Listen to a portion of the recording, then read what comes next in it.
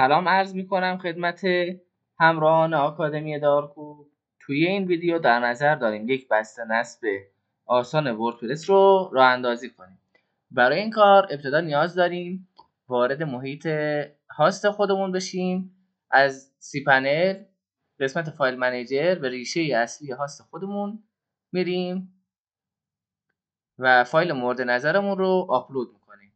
بعد از اون دامنه خودمون رو وارد میکنیم و انتهای اون کلمه installer.php رو تایپ میکنیم که اجرا بشه. نکته‌ای که وجود داره و حائز اهمیت هست، حتما روی این دکمه ادوانس کلیک کنید که اون تنظیمات مورد نظرمون رو بتونیم اعمال کنیم. از این قسمت نیازمند این هستیم که اطلاعات دیتابیس رو وارد کنیم که در ابتدا وارد دیتابیس ویزارد میشیم. یک اسم برای اون انتخاب میکنیم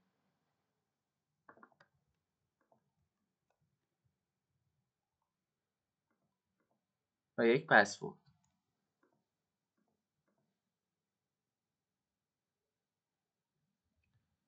اونو هم یادداشت میکنیم که فراموش نکنیم.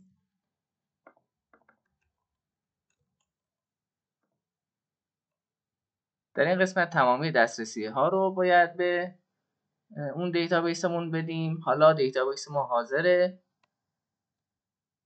اینجا نام دیتابیس رو وارد میکنیم و اینجا یوزرنیم و در انتها پسورد رو وارد میکنیم. روی این دکمه اعتبار سنجی کلیک میکنیم که اون پارامترها بررسی بشن. بعد از زدن تیک پذیرفتن قوانین روی دکمه نکست کلیک میکنیم.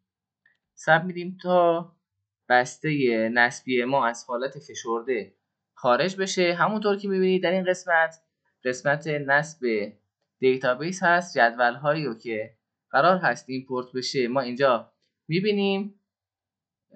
از این قسمت میگذریم و گزینه نکست رو میزنیم. صبر میدیم تا فرایند نصب دیتابیس با موفقیت انجام بشه.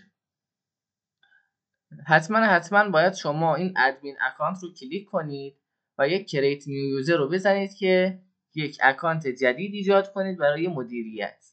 از این قسمت هم شما میتونید به واسطه یوزر ادمین و یک پسورد که خودتون تعیین میکنید وارد پنل مدیریت بشید، اما من ترجیح میدم که یک ادمین جدید ایجاد کنم. یوزرنیمم رو وارد میکنم، آدرس رمز عبورم میزنم،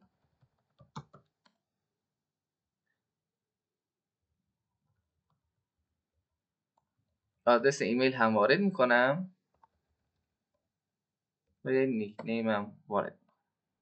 خب در ادامه روی دکمه نکست کلیک میکنم که فرایند نصب بسته آسان من نهایی بشه. از این قسمت وارد ادمین لاگین میشم. یوزرنیم رو وارد میکنم، رمزم رو میزنم